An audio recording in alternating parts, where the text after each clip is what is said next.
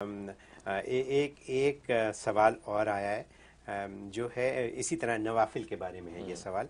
इन्होंने ये पूछा है कि क्या सुन्नत और नवाफिल फ़र्ज़ अदा करने के बाद मस्जिद में घर जाकर पढ़ने चाहिए, क्या उसकी ज़्यादा फजीलत? हाँ माशा, ये भी अच्छा सवाल है। जी। अच्छा सवाल है, इसलिए कि बाज़ वो लोगों को नहीं पता होता कि घर पढ़नी है। तो उसमें यह है कि सुन्नत यही है कि आप सुन्नतें घर पढ़ कर जाएँ, फ़र्ज़ मस्जिद में पढ़ें, फिर सुन्नत नवाफिल घर आकर पढ़ें। जी। अच्छा। और उसमें हिकमत ये थी कि आप अपने घरों को बिल्कुल कब्रिस्तान ना बना दें कि घर में कुछ सजदा दे ही नहीं रहे आप। जी। इसलिए कि ज़मीन अच्छा, के जिस हिस्से पर आपके सजदे दिए जाएंगे वो ज़मीन का टुकड़ा कल रोज़ क़यामत में गवाही देगा। जी। आप घर में कोई ऐसी जगह ही नहीं है कि जिसमें आप सजदा देते हो, नमाज पढ़ते हो, तो वो घर का कौन सा हिस्सा है जो कल रोज़ क़यामत में गवाही देगा कि या अल्लाह ये घर में मेरे पास नमाज पढ़ता रहा। इसलिए नवाफिल और सुनन जो है वो घर में पढ़ना ये अफजल है, ये अफजल है। जी। बल्कि हदीस में तो हुक्म है कि आप अपने घर के अंदर भी एक मस्जिद बना के रखें, उसको मस्जिदुल बैत कहते हैं, घर की मस्जिद। तो घर में ज़रूर एक मखसूस हिस्सा ज़रूर ऐसा रखें कि जिसमें अपनी नमाजें, नफलें, अल्लाह अल्लाह तिलावत करनी उस जगह पे बैठ के करें, वहाँ मुसल्ला वसल्ला लगा के रखें।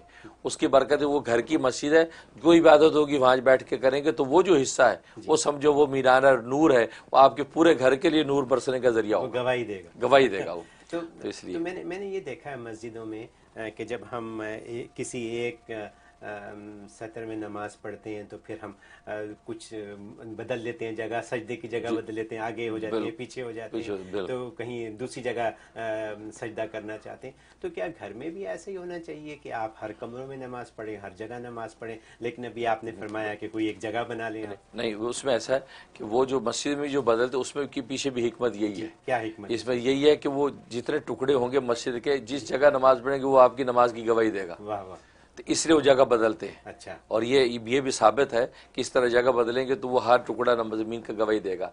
तो घर के अंदर वैसे तो मखसूस एक जगह बनाएं, लेकिन हाँ बाकी किसी कमरे में भी कभी नमाज पढ़ ली ताकि वो हिस्सा भी गवाही के लिए तैयार हो जाए।